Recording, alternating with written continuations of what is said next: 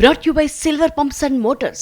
Top quality और consistent performance के लिए सिर्फ सिल्वर पंप्स नाम याद रखना. తెలుగు రాష్ట్రాలను అకాల వర్షాలు ఉక్కిరిబిక్కిరి చేస్తున్నాయి. పంట చేతికొచ్చే సమయంలో కురుస్తున్న రాళ్ల వానతో రైతులు ఆవేదన వర్ణనాతీతంగా మారింది. ములుగు జిల్లాలో గాలివాన బీభత్సానికి మిర్చి పంట తడిసిపోయింది. ఈదురుగాలుల ధాటికి చెట్లు, కరెంటు స్తంభాలు విరిగిపడ్డాయి. ఏటూరు నాగారం, తాడువాయి, కన్నాయిగూడెం మధ్య ప్రధాన రహదారిపై భారీ వృక్షం విరిగిపడి రాకపోకలకు అంతరాయం కలిగిస్తోంది. భద్రాద్రి జిల్లా అశ్వారావుపేట నియోజకవర్గంలో గాలివాన బీభత్సం చేసింది. ఈదురుగాలులతో కూడిన వడగళ్ల వానకు మామిడి పంట పూర్తిగా దెబ్బతింది. గాలుల ధాటికి కాయలన్నీ నేల రాలిపోయాయి. చెట్ల కొమ్మలపై కరెంటు వైర్లు పడి విద్యుత్ సరఫరాకు అంతరాయం కలిగింది. నియోజకవర్గంలో 30కి పైగా గ్రామాల్లో విద్యుత్ సరఫరా ఆగి జనం ఇబ్బందులు పడ్డారు. దమ్మపేట మండలంలో భారీ వృక్షాలు విరిగి రోడ్లపై పడిపోవడంతో రాకపోకలు ఆగిపోయాయి.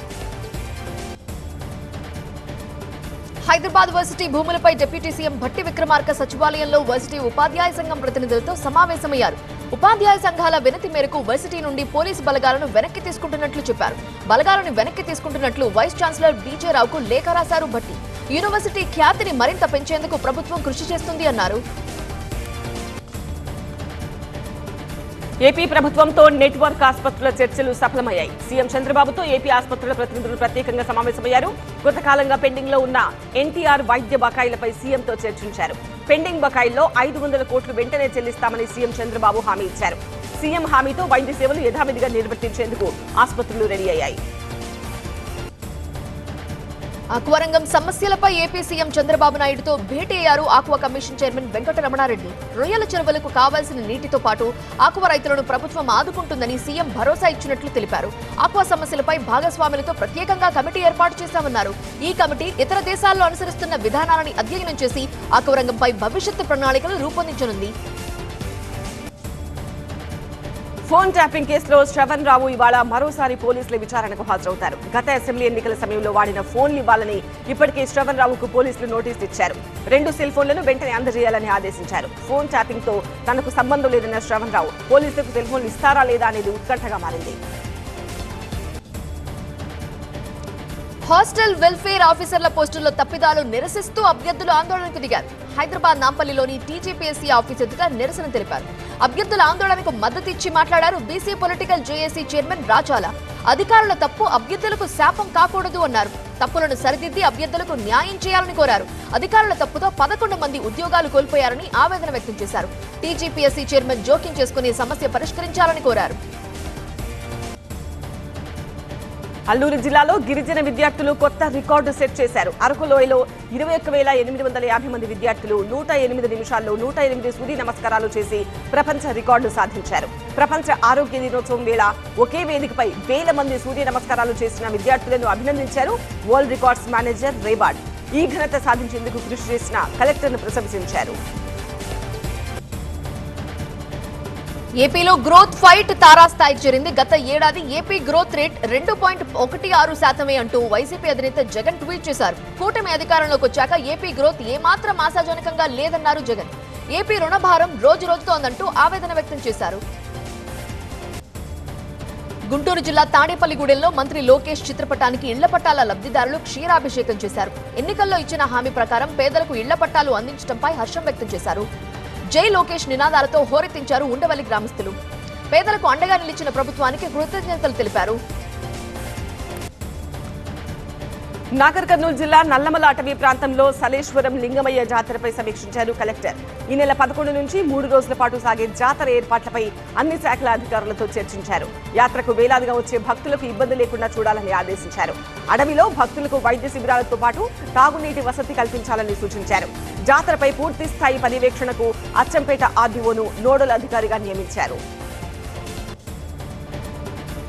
తూర్పుగోదావరి జిల్లా బిక్కవోలు పరిధిలో 21 కిలోల గంజాయిని పట్టుకున్నారు పోలీసులు. చోరీ చేసిన బైక్ పై గంజాయి తరలిస్తుండగా గుర్తించి సీజ్ చేశారు. గంజాయి తరలించిన ముగ్గురిని అదుపులోకి తీసుకుని గంజాయి రవాణాపై ఆరా తీస్తున్నారు. సీజ్ చేసిన గంజాయి విలువ లక్షల్లో ఉంటుందని చెప్తున్నారు పోలీసులు. చెడు వ్యసనాలకి అలవాటు పడి డబ్బు కోసం గంజాయి రవాణాతో పాటు బైకులు చోరీ చేస్తున్నట్టుగా గుర్తించారు.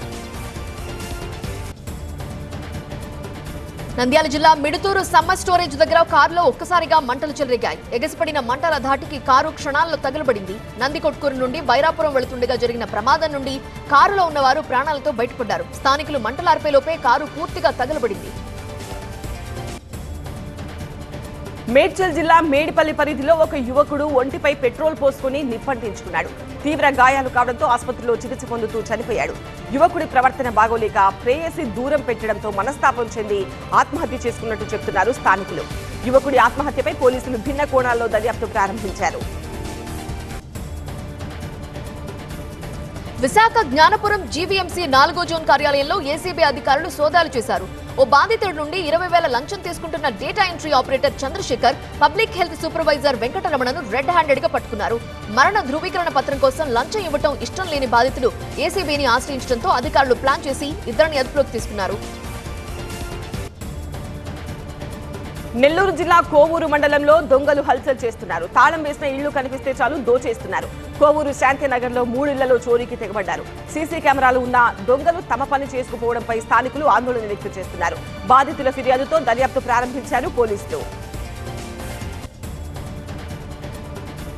వరంగల్ జిల్లా పర్వతగిరి మండలం రావూరు కల్లెడ దగ్గర ఆర్టీసీ బస్సును పెద్ద ప్రమాదమే తప్పింది. మట్టి లోడుతో ఎదురుగా వస్తున్న టిప్పర్ ని తప్పించే ప్రయత్నంలో బస్సు పొలాల్లోకి దూసుకెళ్లింది. డ్రైవర్ అప్రమత్తంగా వ్యవహరించడంతో పెద్ద బండరాయిని తాకి అక్కడే ఆగిపోయింది.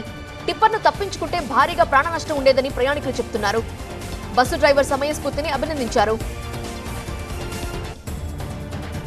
ఉత్తరాంధ్రలో ఈ నెల 10, 11న పిడుగులతో కూడిన వర్షం తప్పదని హెచ్చరించింది ఏపీ విపత్తు నిర్వహణ సంస్థ. ఉపరితల ఆవర్తనం ప్రభావంతో తేలికపాటి నుంచి మోస్తరు వర్షాలు పడతాయని చెప్పింది. మిగతా ప్రాంతాల్లో జల్లులు పడే అవకాశం ఉన్నట్టు చెప్పింది. తెలంగాణలోనూ ఇవాళ రేపు కొన్ని జిల్లాల్లో తేలికపాటి వర్షాలు పడే అవకాశం ఉన్నట్టు హైదరాబాద్ ఐఎండీ చెప్పింది. ఎల్పీజీ సిలిండర్ల ధర ఇవాటి నుండి పెరగబోతోంది. ఒక్కో సిలిండర్ ధర 50 రూపాయలు పెంచుతున్నట్లు కేంద్రం ప్రకటించింది.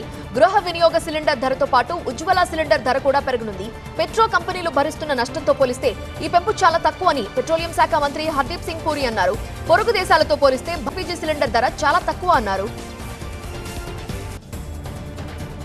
పెట్రోల్, డీజిల్ పై ఎక్సైజ్ డ్యూటీ లీటర్కు 2 రూపాయలు పెంచింది. అయితే ఈ పెంపు భారం ప్రజలపై పడదని పెట్రోలియం శాఖ మంత్రి హర్దీప్ సింగ్ వెల్లడించారు. పెంచిన ఎక్సైజ్ డ్యూటీని ప్రస్తుతానికి ఆయిల్ కంపెనీలు భరిస్తాయని తెలిపారు. కానీ రానున్న రోజుల్లో పెంపు తప్పదని ఆయన పరోక్షంగా సంకేతాలు ఇచ్చారు. 2014 నుంచి అంతర్జాతీయ మార్కెట్లో క్రూడ్ ఆయిల్ ధరలు 41% తగ్గాయని, కానీ ప్రభుత్వం పెట్రోల్, డీజిల్ ధరలు తగ్గించాల్సింది పోయి ఎక్సైజ్ డ్యూటీ పెంచిందని కాంగ్రెస్ అధ్యక్షుడు మల్లికార్జున ఖర్గే బగ్గుమన్నారు. వాహ్ మోదీజీ వాహ్ అంటూ ఆయన ఎక్స్ వేదికగా స్పందించారు. టారిఫ్ విధానంపై ప్రభుత్వం కుంభకరుణిలా నిద్రపోతోందని మండిపడ్డారు.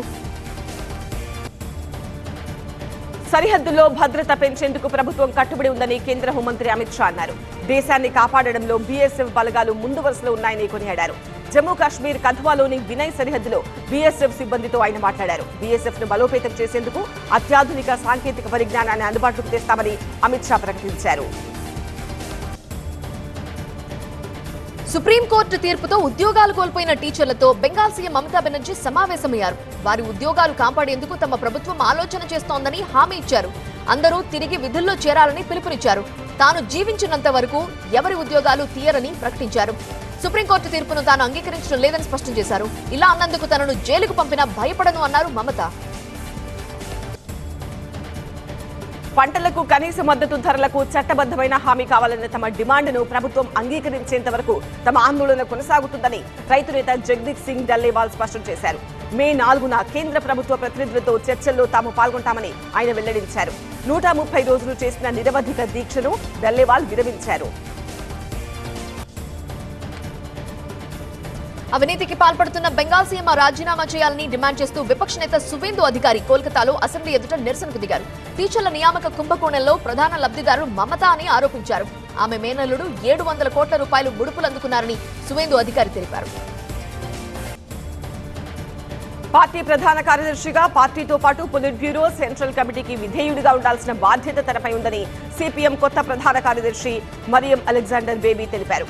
తన విధి నిర్వహణలో నిరంతరం పొలిట్ బ్యూరో సభ్యులతో సంప్రదింపులు జరుపుతానని అన్నారు. తమిళనాడు బీజేపీ అధ్యక్షుడిగా అన్నామలైని కొనసాగించాలని డిమాండ్ చేస్తూ పోస్టర్లు వెలిశాయి. అన్నాడీఎంకేతో పొత్తును అన్నామలై వర్గం వ్యతిరేకిస్తోంది.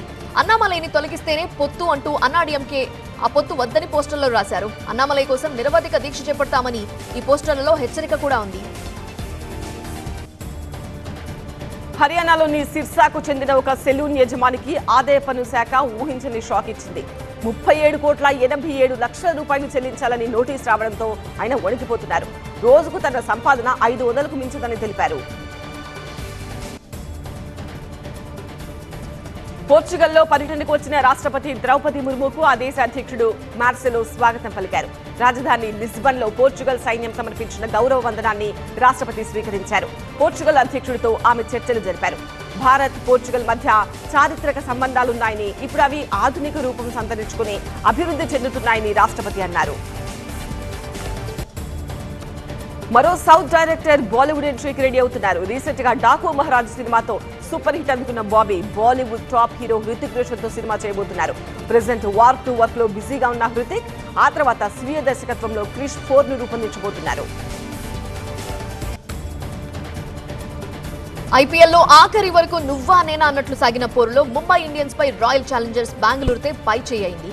వాంకడేలో జరిగిన హోరాహోరీ పోరులో ఆర్సీబీ 12 పరుగుల తేడాతో ముంబైపై అద్భుత విజయం సాధించింది. తొలిగా విరాట్ కోహ్లీ, కెప్టెన్ రజత్ పాటీదార్ సమయోచిత ఇన్నింగ్స్ కి తోడు ఆఖర్లో జితేష్ మెరుపులతో మొదట బ్యాటింగ్ చేసిన బెంగళూరు నిర్ణీత 20 ఓవర్లలో 5 వికెట్లు కోల్పోయి 221 పరుగులు చేసింది. రికార్డు ఛేదనలో ముంబై 20 ఓవర్లు ముగిసేసరికి 9 వికెట్లు కోల్పోయి 209 స్కోర్ చేసింది. తిలక్ వర్మ, హార్దిక్ పాండ్యా పోరాడినా ఫలితం లేకపోయింది. కృణాల్ పాండ్యాకి 4 వికెట్లు దక్కాయి. కోహ్లీ టీ20 ఫార్మాట్ లో 13,000 పరుగుల మైలురాయిని అధిగమించాడు. భారత్ నుంచి ఈ జాబితాలో చోటు దక్కించుకున్న తొలి క్రికెటర్ గా కోహ్లీ రికార్డులకెక్కాడు. ఈ క్రమంలో కోహ్లీ 9 శతకాలు, 98 అర్ధ సెంచరీలు నమోదు చేయడం విశేషం. 386 ఇన్నింగ్స్ లో ఈ ఘనత సాధించిన కోహ్లీ ఓవరాల్ గా 5వ స్థానంలో నిలిచాడు. క్రిస్ గేల్ 14,562 పరుగులు చేసి తొలి స్థానంలో ఉండగా Alex Hales, Shoaib Malik, Kieron Pollard Kohli కంటే ముందున్నారు.